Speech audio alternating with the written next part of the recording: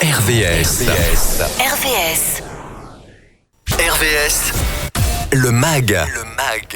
Il existe encore des mots qui, lorsque vous les prononcez, retentissent dans votre esprit comme des mots définitifs, voire mortifères. Le mot cancer fait partie de cela. Même si bien des choses ont évolué, il n'en reste pas moins que pour encore beaucoup d'entre nous, ce mot serait perçu comme fin prématurée. Alors que non, pas forcément, bien au contraire. Et pour sensibiliser, communiquer, mobiliser toutes les bonnes âmes, existent en France différentes structures telles que le GFLUC qui souhaite nous mobiliser tous, et en particulier les entreprises, à faire face au cancer. Et pour parler avec nous de ce qui peut être entrepris au quotidien, eh bien la vice-présidente du GFLUC Normandie, Sylvie Bodert, est avec nous. Sylvie, bonjour. Bonjour Michel. Merci de nous avoir fait la gentillesse de répondre à notre invitation. J'ai évoqué le mot entreprise, on va y revenir dans un instant parce que c'est important, mais tout d'abord on va parler un peu des missions de cette structure qui est nationale et qui est déclinée dans les principales régions de France. On parle de missions, de rôles, mais aussi de valeurs très importantes. Alors on va parler essentiellement de missions, un tout petit mot pour expliquer pourquoi on s'appelle le GFLUC. En fait c'est un entrepreneur qui en 1964 a été très touché par le décès d'un proche et a incité ses salariés à donner de leur salaire 1 franc. À l'époque, on parlait en francs. Oui. Et lui, il a bondé le même montant pour chaque salarié. De fil en aiguille, il a créé un réseau d'entreprises. Et ces entreprises se sont réunies en un groupement, d'où le nom de GFLUC, Groupement des entreprises françaises contre la lutte contre le cancer. Avec, quand je parlais d'action et de mission, il y en a plusieurs. Vous êtes sur la sélection, la validation, parce que pourquoi financer la recherche, c'est important aussi de pouvoir l'évoquer, et des actions qui vont jusqu'aux collectes de dons. Alors oui, tout à fait. Nous avons 3 missions principales. Tout d'abord, collecter des dons pour financer du matériel médical. À titre d'exemple, il y a 2 ans, nous avons pu participer au financement d'un dispositif qui s'appelle le PSMA, qui permet de diagnostiquer et de traiter des cancers de la prostate métastasés. C'est un exemple parmi d'autres. Nous finançons également la recherche. La recherche, et bien sûr au GFLUC, nous sommes tous des bénévoles, mais nous ne sommes pas des médecins. Et nous nous appuyons pour financer des projets de recherche sur le CNO, c'est le Cancéropole Nord-Ouest. Il y a 7 cancéropoles en France depuis le démarrage du plan cancer, et ils nous soumettent des projets de recherche qui sont validés par des experts médicaux. Et dans ce panel de projets qu'ils nous soumettent, nous en choisissons en général 3 par an, avec une enveloppe budgétaire de 10 000 €. Et si la collecte de dons a été suffisamment positive, nous, au mois de septembre, octobre, lors d'un conseil d'administration, nous validons 2 nouveaux projets. Donc, le matériel, la recherche, et le dernier point, mais on y reviendra peut-être plus en profondeur tout à l'heure, il s'agit d'agir sur la prévention et le retour à l'emploi des salariés. On va y revenir très vite, juste peut-être avoir un petit coup de projecteur sur ce volet, sur la nouvelle orientation nationale qui concerne le fonds de dotation d'un donateur. Ah oui, effectivement, nous bénéficions depuis de nombreuses années d'un monsieur qui a décidé d'accorder une partie de son patrimoine au GFLUC, et il y a une répartition qui se fait parmi les différentes antennes locales ou régionales, puisqu'on en compte environ 5 en France, parmi lesquels je peux citer Paris, Montpellier, Marseille, Lille, la Normandie. Et ça, c'est pour inciter tous les bons donateurs. C'est juste un petit coup de projecteur. Si vous êtes donateur, n'hésitez pas, vous savez où miser, c'est sur le GFLUC. Alors, on va revenir sur le fait de développer l'axe de la prévention auprès des entreprises.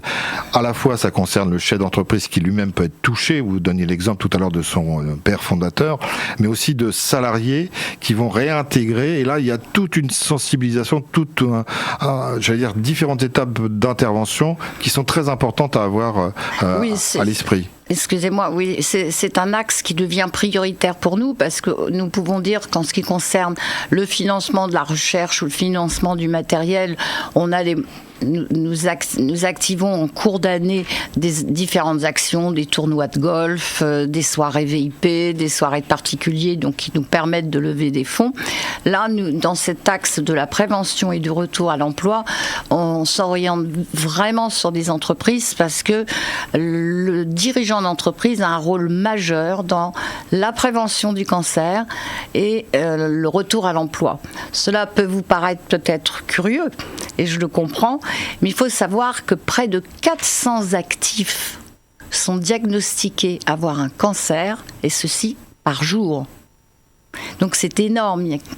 Et donc là, on comprend l'ampleur de la problématique dans la mesure où ça va reposer aussi sur les épaules du dirigeant. Ce n'est pas uniquement une réponse médicale que l'on cherche. Celle-là, elle se fait. Et de mieux en mieux, heureusement. Mais c'est une réponse qui doit être collective et qui est managériale quelque part. Et qui est humaine. Oui. Et donc, nous orientons nos efforts pour sensibiliser les entreprises, les chefs d'entreprise à nous rejoindre par le biais d'une adhésion. Et par le biais de cette adhésion, nous leur donnons les outils qui vont leur permettre d'accentuer, de sensibiliser leurs salariés. N'oublions pas qu'un salarié passe 8 heures par jour dans son bureau, dans un bureau ou sur un chantier. Et donc, c'est 8 heures durant lesquelles il y a beaucoup de moyens de sensibiliser chacun. En termes de prévention, on peut dire de modifier des comportements. Oui, parce que vous avez cité un chiffre qui est réaliste mais inquiétant. Il y en a un autre que vous m'aviez communiqué, un chiffre tout aussi alarmant, puisque sur 5 salariés touchés par des traitements, il n'y en a qu'un qui continue son activité. Et donc il y a effectivement toute une démarche de sensibilisation à faire pour accompagner ces personnes. Et là encore, ça passe par un DRH, mais ça peut passer par le dirigeant lui-même. Alors, je suis tout à fait d'accord, effectivement. Ça va passer par un DRH, si tant est souhaitons que l'entreprise a une certaine... est suffisamment importante, mais il ne faut pas oublier les PME, où il n'y a pas nécessairement de DRH, et les TPE, n'en parlons pas. Et c'est vraiment le dirigeant qui se retrouve confronté à cette problématique. Donc, la prévention, là, ça va être assez simple. C'est inciter les salariés à, je parle de prévention primaire, donc avant que la maladie ne se déclare, d'être raisonnable dans sa consommation d'alcool, de faire du sport, d'avoir une activité sportive. Le tabac, on serait tenté quand même de dire non, on arrête. Il faut savoir, et là je reprends les propos du professeur Pierre Véra, directeur général de Becquerel, qui dernièrement a dit, avec une prévention ciblée et vraiment bien adaptée, on pourrait éviter un cancer sur 2. Ce qui est aussi énorme. Donc guérir le cancer, on y parvient et on y parviendra de mieux en mieux, mais si on empêche que le cancer arrive, survienne, ça sera encore mieux. Ça, c'est la première démarche. Mais il y a l'autre démarche, c'est comment on accompagne le retour à l'emploi quand on a subi une chimio et autres. Parce qu'on se rend compte, il y a beaucoup de recherches qui sont faites à ce niveau-là et on connaît les résultats, c'est que le cancer, c'est une chose, il peut provoquer des dégâts collatéraux, mais les traitements également. Un traitement de chimiothérapie, un traitement de radiothérapie va avoir une influence néfaste sur la cognition, sur l'attention, sur la mémoire. Et donc un salarié qui a été atteint d'un cancer revient à son poste parce qu'on le déclare en rémission.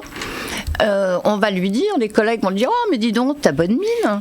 Oui, il a bonne mine, mais quand il va se remettre à son poste de travail, il va être confronté à des difficultés cognitives, et c'est là qu'il va falloir l'aider.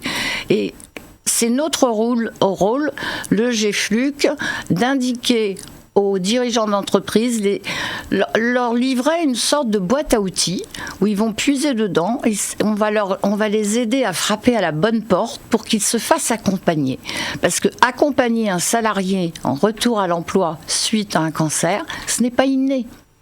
Ça veut dire qu'on a une boîte à outils, mais on a aussi, quand on adhère au GFLUC, on a aussi de la formation, du suivi. Tout à fait. On met les chefs d'entreprise en présence de personnes qui sont vraiment spécialistes dans ce domaine et qui vont leur donner tous les outils qui vont leur permettre de les aider à accompagner le salarié en question.